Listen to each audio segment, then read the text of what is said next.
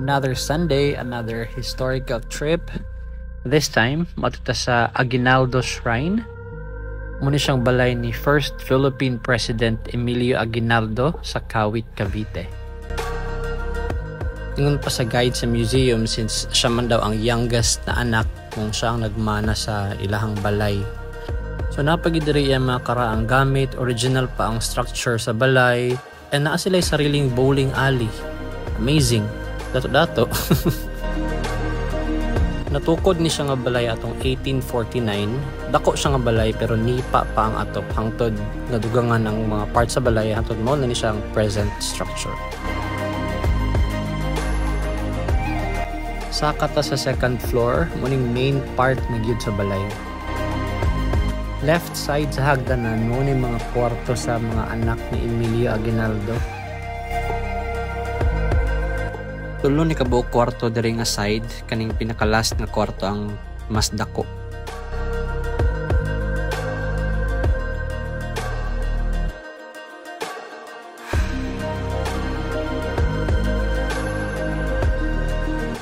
Sugingan lang daw ni Emilio Aguinaldo og balkon ng mga makasalanan kay diri daw gamitin ang mga revolutionaries. Then pa-right ikan atong hagdanan kaganiha muning kwarto ni Emilio Aguinaldo. Daghan man tog nakabutang na secret passages sa iyang room padulong sa pool, asa pa to padulong uban kamo na research kapoy. Awa gud na dato kay sila guys. Awa oh. Daghan kay picture murag Hogwarts. Pati kisami kay naay design.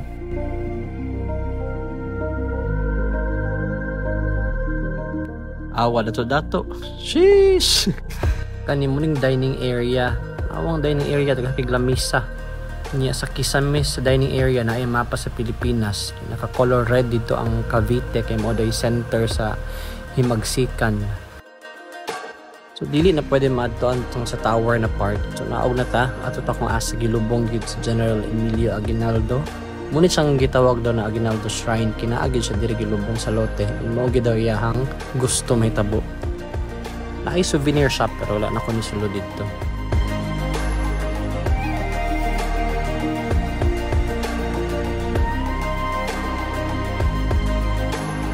So exit na ta. Original pa gid na gate yun sa unang panahon. Amazing.